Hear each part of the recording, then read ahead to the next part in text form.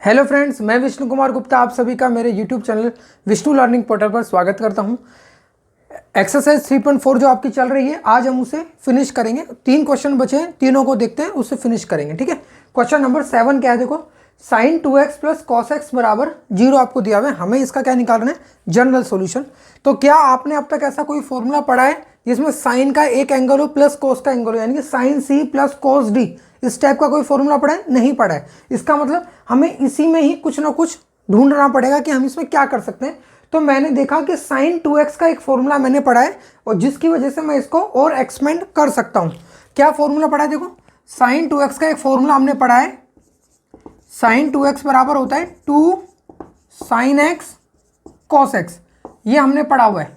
तो हम ये इसमें रख देते हैं। क्या हो जाएगा आपका 2 sine x cos x plus cos x बराबर 0। यहाँ तक आ गया। इसके बाद में देखो, इसको अगर हम देखें तो इसमें कॉस एक्स कॉमन आ रहा है, तो कॉस एक्स मैंने कॉमन ले लिया। ब्रैकेट में क्या बचा, 2 साइन एक्स इधर बच गया, इधर बच गया 1 बराबर 0। इसका मतलब अगर वापस से वही सेम लास्ट क्वेश्चन की तरह, या तो कॉस एक्स 0 होगा या फिर 2 साइन एक्स प्लस 1 0 होगा, क्योंकि दोनों में से कुछ ना कुछ 0 होगा, तभी तो उनका मल्टीप्लाई जब हम कर रहे हैं और उसकी वैल्यू क्या मिल रही है, हमें 0 मिल रही है। तो इसका मतलब कि या तो cos x बराबर 0 है या फिर 2 साइन एक्स प्लस 1 बराबर क्या है, 0। अगर मैं इसको आगे सोल्व करूं तो इससे आपको क्या मिल गया, देखो। 2 साइन एक्स बराबर मिल गया माइनस का 1 और 2 साइन एक्स बराबर -1, तो साइन एक्स बराबर क्या मिल गया, माइनस का 1/2। ठीक है, अब देखो पहले माइनस वाली चीज़ को देख लेते हैं हम। साइन माइनस कहाँ पर होता है, फर्स्ट में तो सब पॉजिटिव होता है, सेकंड में साइन पॉजिटिव होता है, तो थर्ड और फोर्थ में नेगेटिव होता है। तो एक तो इस क्वाड्रेंट में नेगेटिव होता है, एक इस क्वाड्रेंट में। हमें फिलहाल प्रिंसिपल सॉल्यूशन तो देखना ही नहीं, जनरल सॉल्यूशन देखना है। तो हमें केवल एक एंगल चाहिए, सबसे पहले वाला एंगल। तो मैंने देखा 1/2 कितने डिग्री पर होता है, π/6 के ऊपर। तो मुझे इसका मतलब π/6 एंगल के साथ में थर्ड क्वाड्रेंट में जाना है। तो थर्ड क्वाड्रेंट में जाने का तरीका क्या होता है, पाई प्लस थीटा, और थीटा का मतलब क्या है यहाँ पे, π/6, क्योंकि पाई साइन की वैल्यू π/6 पर क्या होती है, 1/2, लेकिन माइनस में है, इसलिए मुझे इस क्वाड्रेंट में जाना पड़ रहा है। तो ये क्या हो जाएगा, पाई प्लस π/6, जिसका मतलब 7π/6। तो इससे मुझे पता चल गया कि साइन एक्स बराबर क्या है, साइन जो माइनस का 1/2 है ना, इसको मैं क्या लिख सकता हूँ, देखो, साइन पाई प्लस π/6। इसका मतलब होता है माइनस का साइन π/6 या फिर साइन 7π/6, कुछ भी बोल सकते हो आप इसको। देखो माइनस का साइन π/6 कैसे लिखा मैंने, ये क्या है, π/2 का इवन मल्टीपल। जब इवन मल्टीपल होता है तो साइन किस में रहता है, साइन में ही रहता है, और एंगल क्या आ जाएगा, ये π/6 आ जाएगा। कौन से क्वाड्रेंट में पहुंच गए हम, थर्ड क्वाड्रेंट में। थर्ड क्वाड्रेंट में साइन क्या होता है, नेगेटिव, इसलिए बाहर क्या लग गया, माइनस। और ये कैसे लिखा मैंने, पाई प्लस π/6 को जब सॉल्व करोगे तो क्या मिलेगा आपको, 7π/6। तो चाहे साइन 7π/6 बोलो या माइनस का साइन π/6 बोलो, दोनों की बात बराबर ही होती है, दोनों की वैल्यू बराबर ही होती है। तो इसका मतलब साइन एक्स बराबर क्या आ गया, माइनस का 1/2, और इसी को सॉल्व करते हुए मैंने साइन एक्स बराबर क्या लिख दिया, साइन 7π/6। तो इसको मैं नीचे लिख रहा हूँ, साइन एक्स बराबर हो गया साइन 7π/6। ठीक है, और इसके बाद करूँ मैं अगर, तो देखो cos x बराबर 0, तो जब cos x बराबर 0 होता है तो x बराबर क्या होता है, 2n प्लस 1 π/2। ये पढ़ा है आपने, आप लोगों ने पढ़ा है कि यदि इफ cos x बराबर 0 होता है तो x बराबर क्या होता है, 2n प्लस 1 π/2। और यहाँ पे क्या था, cos x ही था। अगर 2x होता, 3x होता तो कुछ ना कुछ चेंज करना पड़ता, लेकिन यहाँ तो चेंज करने की जरूरत भी नहीं है। तो डायरेक्ट मुझे क्या मिल गया, cos x बराबर 0, तो x बराबर 2n प्लस 1 π/2, और साथ में n क्या होना चाहिए, z होना चाहिए, पहली चीज़। दूसरी चीज़, ये तो हो गया एक वैल्यू, और एक तो ये मिल गई, दूसरी क्या मिल रही है, देखो, साइन x बराबर साइन 7π/6 है। तो आपने एक चीज़ पढ़ी है कि साइन x बराबर अगर साइन y होता है, इफ साइन एक्स बराबर साइन वाई होता है, तो इसका मतलब x बराबर क्या होता है, n पाई प्लस -1 की पावर n इंटू वाई। ये पढ़ा है आपने। तो उसी तरीके से हम इसको करेंगे। साइन x बराबर क्या दिया हुआ है आपको, साइन 7π/6। ठीक है, तो इससे x बराबर क्या हो गया, n पाई प्लस -1 की पावर n वाई, वाई का मतलब 7π/6 और साथ में क्या होगा n बिलोंग्स टू z। तो आपको इसके जनरल सॉल्यूशन दो मिल गए हैं, एक तो मिल गया x बराबर 2n+1 π/2 n belongs to z और दूसरा मिल गया x बराबर n π प्लस -1 की power n into 7π/6 n belongs to z। ठीक है ना। इस क्वेश्चन को एक बार फिर से समझा देता हूँ आपको। sin 2x का फॉर्मूला लगाया अपन ने 2 sin x cos x common लिया, ये ब्रैकेट में बचा। इसका मतलब या तो ये 0 होगा या ये 0 होगा, जो ये मैंने लिख दिया कि या तो cos x बराबर 0 या 2 sin x + 1 बराबर 0। इसको जब आप सोल्व करोगे तो sin x बराबर क्या आ गया -1/2। अब -1/2 आने के बाद में आपको दिमाग में आना चाहिए कि sin की वैल्यू किस एंगल पर 1/2 होती है। माइनस को फिलहाल के लिए भूल जाओ आप, sin की वैल्यू किस एंगल पर 1/2 होती है। तो मुझे पता है π/6 के ऊपर इसकी वैल्यू क्या होती है 1/2। और दूसरी बात अभी क्या आ रही है, माइनस का चिन्ह अगर आ रहा है तो माइनस का साइन कहाँ पर आता है, एक तो यहाँ पर और एक यहाँ पर। तो यहाँ तो मुझे जाना नहीं है। आपको पता है जब जनरल सॉल्यूशन निकालते हैं तो जो मैं ये y लेता हूँ ना, ये y, ये कौन सा एंगल होता है, ये आपको छोटा वाला एंगल ही होता है, बड़ा वाला एंगल नहीं होता, छोटा वाला एंगल होता है। तो इसका मतलब मुझे थर्ड क्वाड्रेंट में जाना है और π/6 के साथ में जाना है। तो थर्ड क्वाड्रेंट में जाने का तरीका क्या होता है, मैंने आपको बताया था पाई प्लस थीटा। तो यानी पाई प्लस और थीटा का मतलब π/6। तो दोनों को ऐड करोगे तो कितना मिलेगा आपको 7π/6। तो देखो साइन x बराबर इसकी जगह क्या लिखूंगा मैं, साइन पाई प्लस π/6। और पाई प्लस π/6 को लिखने के दो तरीके हैं। एक तो पाई प्लस π/6 का मतलब क्या होता है 7π/6 और एक क्या होता है माइनस का साइन π/6। ये क्यों लिखा मैंने, साइन पाई प्लस थीटा बराबर क्या होता है, ये है π/2 का इवन मल्टीपल। जब इवन मल्टीपल होता है तो साइन आपका साइन ही रहता है, एंगल क्या आ जाता है थीटा। और पाई प्लस थीटा यानी कि थर्ड क्वाड्रेंट, और थर्ड क्वाड्रेंट में साइन क्या होता है नेगेटिव। तो यहाँ पे किसका साइन आ जाता है माइनस का, इसलिए साइन पाई प्लस थीटा बराबर होता है माइनस का साइन थीटा। तो वही लिखा है मैंने माइनस का साइन थीटा, थीटा का मतलब π/6। ठीक है ना। इस टर्म को आप नहीं भी लिखते तो भी कोई दिक्कत नहीं है, लेकिन मैं आपको समझाने के हिसाब से लिख दिया मैंने कि पाई प्लस π/6 को ये भी लिख सकते हैं और ये भी लिख सकते हैं। ठीक है। तो साइन x बराबर आपको मिल गया साइन 7π/6। माइनस वाला तो लिखना नहीं है हमको, प्लस वाला ही लिखना है। तो साइन x बराबर का साइन 7π/6। अब बात करते हैं पहले वाले की, cos x बराबर 0। तो आपने पढ़ा है कि इफ cos x बराबर 0 होता है तो x बराबर क्या होता है 2n+1 π/2 और n बिलोंग्स टू z।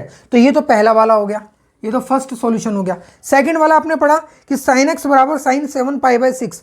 तो आपने एक और चीज़ पढ़ी थी जब इसका जनरल सॉल्यूशन पढ़े थे कि sin x बराबर sin y होता है तो x बराबर होता है n π प्लस -1 की पावर n इंटू वाई।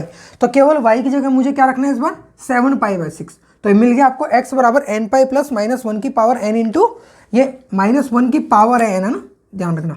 और ये साथ में मल्टीप्लाई हो रहा है 7π/6। क्वेश्चन नंबर 8 देखो क्या है, sec स्क्वायर 2x बराबर 1 - tan 2x। ठीक है, इसको हमें सोल्व करना है।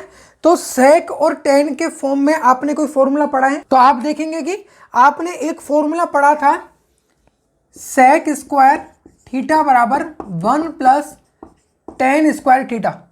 याद आ रहा है फॉर्मूला, हम लोगों ने 3 फॉर्मूले पढ़े थे, sine square theta plus cos square theta equal to 1, sec square theta बराबर 1 प्लस tan स्क्वायर थीटा और एक cosec स्क्वायर थीटा बराबर 1 प्लस cot स्क्वायर थीटा। ठीक है ना। तो 3 फॉर्मूले जो हमने पढ़े थे उन 3 फॉर्मूले में से हमें फिलहाल sec स्क्वायर थीटा बराबर 1 प्लस tan स्क्वायर थीटा, इसको यहाँ पे हमें यूज करना है। तो देखो जब हम इसको यूज कर रहे हैं तो जब sec स्क्वायर थीटा बराबर 1 प्लस tan स्क्वायर थीटा होता है तो sec स्क्वायर 2x बराबर क्या हो जाएगा 1 प्लस tan स्क्वायर 2x। इस थीटा का मतलब क्या होता है कि यहाँ पे अगर थीटा है तो यहाँ पे भी थीटा होना चाहिए। तो वैसे यहाँ पे अगर 2x है तो यहाँ पे भी क्या होना चाहिए 2x होना चाहिए। बराबर हो गया 1 माइनस tan 2x। देखो 1 से 1 कैंसिल, दोनों तरफ है तो tan 2x इस तरफ आएगा तो प्लस का बन जाएगा। तो क्या हो गया tan square 2x plus tan 2x बराबर क्या हो गया 0। दोनों में tan 2x कॉमन आ रहा है, tan 2x कॉमन ले लिया, ब्रैकेट में क्या बचा tan 2x प्लस 1 बराबर 0। ठीक है। अब देखो दो चीज़ों का मल्टीप्लिकेशन फिर से 0, वही पिछले क्वेश्चंस की तरह। अगर दो चीज़ों का मल्टीप्लिकेशन 0 इसका मतलब या तो ये 0 या ये 0। तो क्या लिखा मैंने tan 2x बराबर 0 या फिर tan 2x प्लस 1 बराबर 0। अगर इसको मैं सॉल्व करूं तो tan 2x बराबर कितना हो गया माइनस का 1। तो वही वापस से माइनस वाली गणित आ गई। माइनस वाले में क्या करना है, हमें सबसे पहले ढूंढना है कि कौन से क्वाड्रेंट में हमें जाना है। तो देखो सबसे पहले तो बताओ tan की वैल्यू अगर ये माइनस नहीं होता तो 1 कहाँ पर होती है, tan की वैल्यू आपको पता है कि 45 डिग्री पर क्या होती है, 1 होती है। tan π/4 बराबर क्या होता है, 1 होता है। लेकिन फिलहाल मुझे क्या चाहिए, माइनस का 1 चाहिए। तो माइनस की वैल्यू कहाँ पर होती है, आपको पता है यहाँ तो सब पॉजिटिव होता है, यहाँ पे tan क्या होता है, नेगेटिव। यानी कि इस क्वाड्रेंट में मुझे जाना है और कौन से एंगल के साथ जाना है, π/4 के साथ में जाना है। आपको पता है कि इस क्वाड्रेंट में जाने का तरीका क्या होगा, पाई माइनस थीटा। तो यानी कि पाई माइनस π/4, और पाई माइनस π/4 करोगे तो क्या आएगा, 3π/4। तो इसका मतलब माइनस का 1 किस पे होती है, 3π/4 पर। तो ये हो जाएगा आपका tan 2x बराबर हो गया tan 3π/4, ठीक है ना। -1 को क्या लिख सकता हूं मैं, tan 3π/4, ठीक है ना। ये चीज़ आपको समझ में आनी चाहिए। मैं हर क्वेश्चन में आपको बता रहा हूँ कि क्वाड्रेंट में जाने के लिए एक तो हमें एंगल ढूंढना पड़ता है, दूसरी चीज़ हमें क्वाड्रेंट चूज करना होता है कि किस क्वाड्रेंट में मुझे जाना है। क्वाड्रेंट चूज करने के बाद में इसमें जाने के लिए पाई माइनस थीटा, इसमें जाने के लिए पाई प्लस थीटा, और इसमें जाने के लिए 2π माइनस थीटा, इसका ही यूज हम बार बार करेंगे, ठीक है। तो tan 2x बराबर हो गया tan 3π/4। अब देखो दो चीज़ें आपको मिल गई, एक तो tan 2x बराबर 0। तो आपने पढ़ा है कि इफ tan x बराबर 0 होता है तो x बराबर क्या होता है, nπ। ये आप लोगों ने पढ़ा है। तो इसी तरीके से हम इसको देखेंगे तो आपको क्या दिया हुआ है, tan 2x बराबर 0। तो इसका मतलब 2x बराबर क्या हो गया, nπ। tan 2x बराबर 0 तो इसका मतलब 2x बराबर nπ, और x बराबर क्या हो गया, nπ/2, और साथ में आपको लिखना है n बिलोंग्स टू z। तो ये तो हो गया आपका पहला सॉल्यूशन। अब दूसरे सॉल्यूशन की बात करते हैं। तो tan 2x बराबर आपको क्या दिया हुआ है, tan 3π/4। तो ये चीज़ भी आपने पढ़ी है कि इफ tan x बराबर tan y होता है तो x बराबर क्या होता है, nπ प्लस y। ये आपने पढ़ा है, x बराबर nπ प्लस y। तो वही हमें यहाँ पे यूज करना है कि tan 2x बराबर tan 3π/4 दिया है, तो यानी कि 2x बराबर क्या हो गया, nπ प्लस y, और y का मतलब 3π/4। हमें तो x की वैल्यू निकालनी है, ये 2x की वैल्यू है, तो 2 से डिवाइड कर दो उस पूरी इक्वेशन को। तो ये तो हो गया x, ये हो गया nπ/2, और ये हो गया 3π/8। n belongs to z। तो आपको x की दो वैल्यूज मिल गई, एक nπ/2, एक मिल गया nπ/2 प्लस 3π/8। तो आपके लिए जनरल सॉल्यूशन क्या हो गया, इसका जनरल सॉल्यूशन हो गया x बराबर nπ/2, या फिर x बराबर क्या हो जाएगा, nπ/2 प्लस 3π/8, और n बिलोंग्स टू क्या होगा, z। ये हो गया आपका क्वेश्चन नंबर 8। एक्सरसाइज 3.4 का लास्ट क्वेश्चन और आज का भी last question. sin x plus sine 3x plus sine 5x equals to आपको दिया हुआ है 0। तो आपको मैंने फिर से, जैसे पहले भी हम एक इस टाइप का क्वेश्चन कर चुके हैं, मैंने आपको बताया था कि केवल दो को एक साथ लेके हम एक फॉर्मूला जानते हैं, sine c plus sine d का फॉर्मूला जानते हैं, लेकिन 3 वाला कोई फॉर्मूला हमने नहीं पढ़ा है। लेकिन फिलहाल हमें काम क्या करना है, 3 में से कोई 2 को चूज करना है। तो किस टाइप के चूज करें, मैंने आपको बताया था आप इस टाइप के चूज करो जिसको चूज करने से आपको c प्लस d/2 और c माइनस d/2 इसकी एक अच्छी वैल्यू भी मिले, जो सिंपल लगे आपको, प्लस वो आपको यूजफुल दिखे। तो देखो मैंने इसमें देखा कि एक x है, एक 3x है, एक 5x है, और आपकी टर्म क्या क्या बनेगी, c प्लस d/2 और c माइनस d/2। तो अगर मैं 5x और x को लेता हूं तो 5 प्लस 1 कितना हो गया, 6, 6x/2 कितना होता है, 3x। तो उससे एक टर्म क्या बनने वाली है आपकी, 3x, और 3x इस क्वेश्चन में ऑलरेडी आ भी रहा है। तो ये हमारे बहुत यूजफुल हो सकती है। तो इसलिए हम डायरेक्ट क्या यूज करने वाले हैं इसमें, एक तो साइन x और साइन 5x दोनों को मिला के यूज करने वाले। जो हम sine c plus sine d का फॉर्मूला लगाएंगे वो किस में लगाएंगे, साइन x और साइन 5x में, ठीक है, पहली चीज।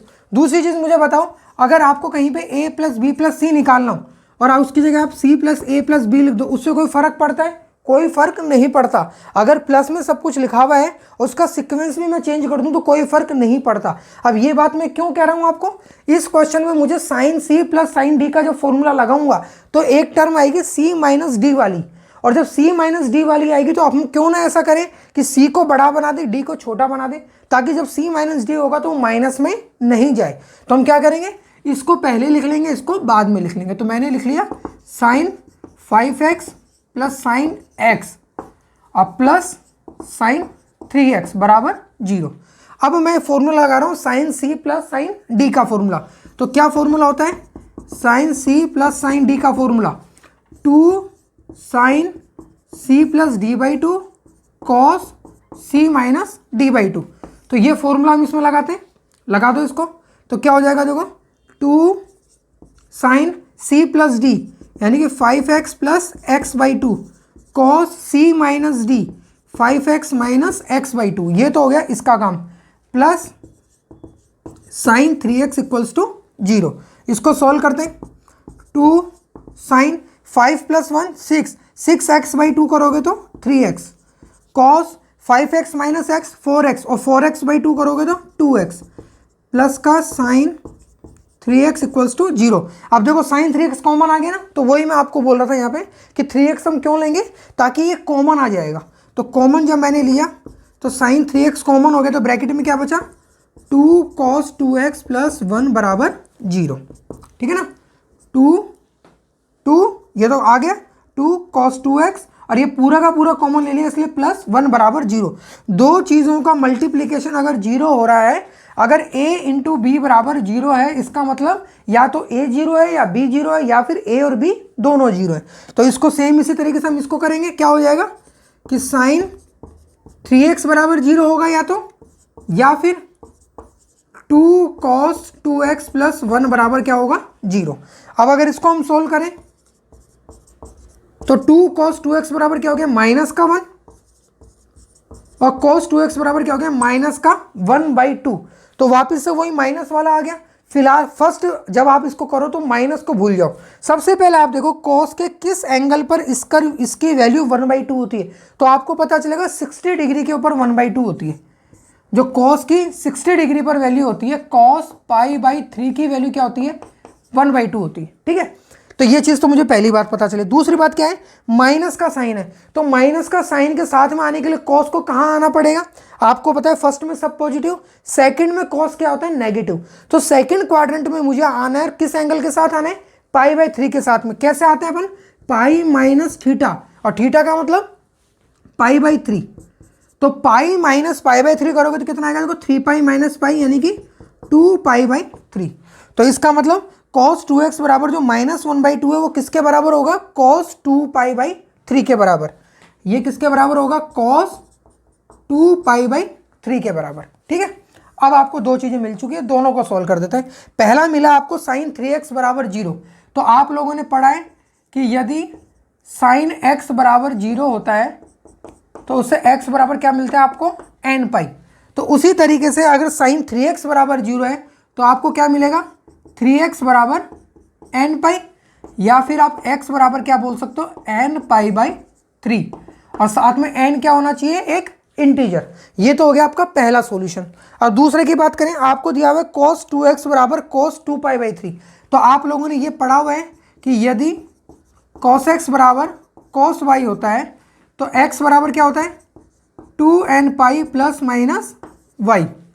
ये आप लोगों ने पढ़ा हुआ, ठीक है ना, ये जनरल फॉर्मूला है। तो इसको मैंने ब्रैकेट में लिख दिया कि इफ cos x बराबर cos y होता है तो x बराबर होता है 2nπ प्लस माइनस y। ठीक है, तो सेम चीज़ हम यहाँ पे यूज करते हैं कि cos 2x बराबर अगर cos 2π/3 है तो इसका मतलब 2x बराबर क्या होगा, 2nπ प्लस माइनस y, और y का मतलब 2π/3। ठीक है, और n बिलोंग्स टू क्या होगा, z, इंटीजर। अब देखो यहाँ भी 2 है, यहाँ भी 2 है, यहाँ भी 2 है, तो तीनों तरफ से 2 कट सकता है। अगर इनमें मैं 2 कॉमन लूँगा तो उस 2 को इस 2 से काट दूंगा, मतलब तीनों 2 आपके कट जाएंगे। तो x बराबर क्या हो गया, nπ प्लस माइनस π/3, और n बिलोंग्स टू z। तो आपका एक सॉल्यूशन ये हो गया और एक सॉल्यूशन ये हो गया, तो आपके दो जनरल सॉल्यूशन हो गए। तो लिख देना therefore the general solution is x बराबर, एक तो हो गया nπ/3 या फिर nπ plus minus π/3 where n belongs to z। तो ये हो गया आपका क्वेश्चन नंबर 9 इस चैप्टर का, उस एक्सरसाइज का 3.4 का लास्ट क्वेश्चन। ठीक है, तो बहुत ही सिंपल क्वेश्चन थे, आपके जनरल सॉल्यूशन और प्रिंसिपल सॉल्यूशन निकालने वाले। केवल मेन था आपको ये एंगल निकालना। मेरे हिसाब से इस पूरे क्वेश्चन में सबसे मेन जो इंपॉर्टेंट पार्ट है वो है ये निकालना कि अगर आपको cos 2x बराबर -1/2 मिल गया, तो ये एंगल निकालना सबसे इंपॉर्टेंट पार्ट था। बाकी ये तो फॉर्मूला बेस्ड काम है पूरा का पूरा, तो आगे तो कोई दिक्कत होनी नहीं चाहिए, केवल यहाँ आपसे गलती नहीं होनी चाहिए। तो इस गलती को मिनिमाइज करने का तरीका एक ही है, आपको सबसे पहले माइनस का साइन को भूल जाना है। आपको ये देखना है कि cos की वैल्यू 1/2 कहाँ होती है, तो मुझे पता चला π/3 पर 1/2 होती है, ठीक है। उसके बाद में आपको वो क्वाड्रेंट ढूंढना है, पहला ऐसा क्वाड्रेंट कौन सा होगा इन चारों में से।